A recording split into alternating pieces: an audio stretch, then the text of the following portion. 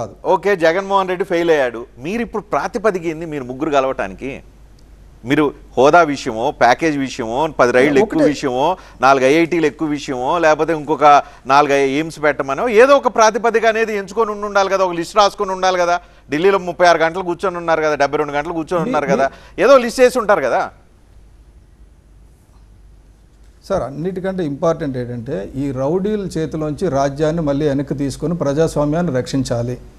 అది డెఫినెట్గా రక్షిస్తాం, అందులో అనుమానం లేదు. దాది మీరు రౌడీలు గ్యాంగ్లను అరికట్టండి, కానీ ఆంధ్రప్రదేశ్ ప్రజలకు పోలవరం కావాలి. కేంద్ర ప్రభుత్వం డబ్బులతో పోలవరం కావాలి. అది అటు ఇటు మధ్యలో ఆగిపోయింది. ఆ పోలవరం కంప్లీట్ చేయాలా ఒకసారి తెలుసుకోండి.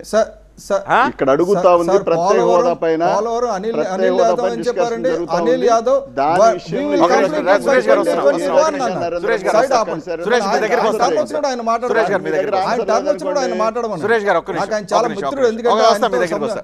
సఖ్యంగా మాట్లాడాలి. ఆంధ్రప్రదేశ్ ప్రజలు పోలవరం కావాలి, రౌడీల కంటే ఆంధ్రప్రదేశ్ లో పోలవరం ముఖ్యమేమో అని ఒక ఫీలింగ్ ఉంది. డెవలప్మెంట్ కావాలని కోరుకుంటున్నారు కదా. డెవలప్మెంట్ కావాలనుకునే వాళ్ళు పోలవరం కావాలి. అదే ఇప్పుడు డెవలప్మెంట్ కావాలనుకునే వాళ్ళకి ఆంధ్రప్రదేశ్ లో హైవేలకు ఎన్ని డబ్బులు వచ్చినాయో కావాలా ఈ 5 సంవత్సరాల్లో.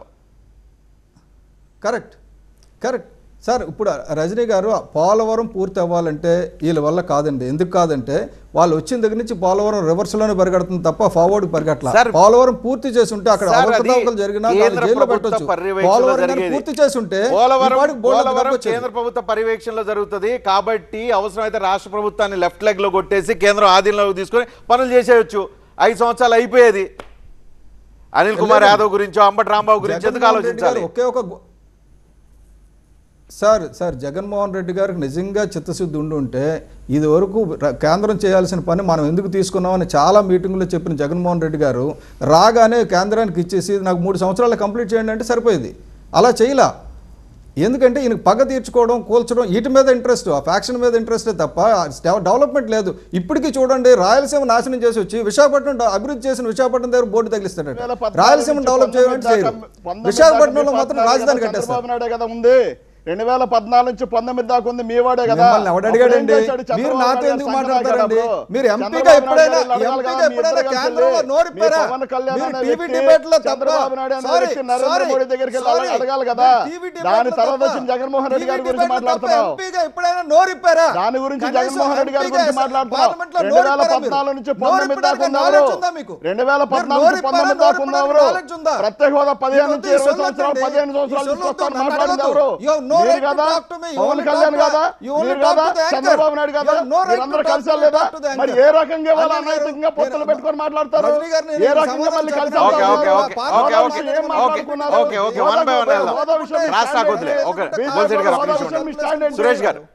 సురేష్ గారు ఇప్పుడు వాళ్ళు ఏదో ఒక ప్రాతిపదిక మీద పొత్తు పెట్టుకున్నారు. సరే, మీరు అందరికీ నచ్చిందా నచ్చలేదా పక్కన పెట్టండి.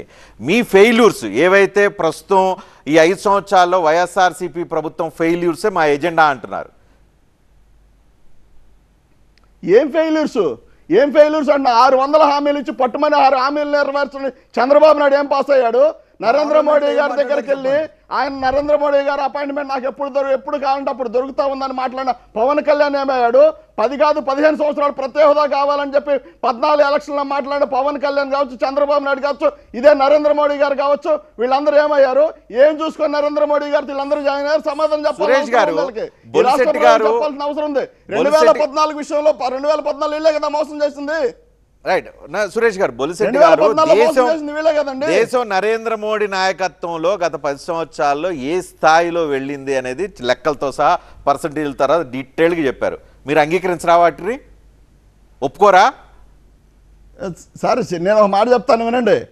ఈయన కావచ్చు, పవన్ కళ్యాణ్ గారు కావచ్చు, చంద్రబాబు నాయుడు గారు కావచ్చు, వీళ్ళకి కావాల్సినప్పుడు నరేంద్ర మోడీ వీరుడు సూర్యుడు అవుతాడు, లేదంటే పనికి మాలిన వ్యక్తి కింద మిగిలిపోతాడు. వీళ్ళు మాట్లాడిన వీడియోలు ఉన్నాయి, ఒకసారి చూడండి. ఒకసారి 2009లో ఏం మాట్లాడారు, 2014లో ఏం మాట్లాడారు, 2019లో ఏం మాట్లాడారు, ఇవాళ 24 ఏం మాట్లాడుతూ ఉన్నారు. నరేంద్ర మోడీ గారిని ఇష్టానుసారంగా మాట్లాడింది ఈ వ్యక్తి చంద్రబాబు నాయుడే. ఈ చంద్రబాబు నాయుడు అనే వ్యక్తే. పవన్ కళ్యాణ్ మాట్లాడింది ఈ చంద్రబాబు నాయుడు అనే వ్యక్తే. పవన్ కళ్యాణ్ తిట్టింది కూడా చంద్రబాబు నాయుడునే, వాళ్ళ కుమారుడినే, లోకేష్నే మాట్లాడింది. ఏ రకంగా ఈ ఇల్లీగల్ పొత్తులు పెట్టుకొని తిరుగుతూ ఉంటారండి? ఎవరికి సమాధానం చెప్పాలి? రాష్ట్ర ప్రజలకు సమాధానం చెప్పాలని అవసరం ఉంది. బొల్సెట్ గారు సమాధానం మిగతా అన్ని రాష్ట్ర పక్కన ప్రజలకు పెడితే చెప్పాల్సిన ఈ అవసరం పాయింట్ ఉంది. ఆన్సర్ చెప్పాలి సురేష్ గారు ఇవాళ ఏదో చెప్పిన దానికి.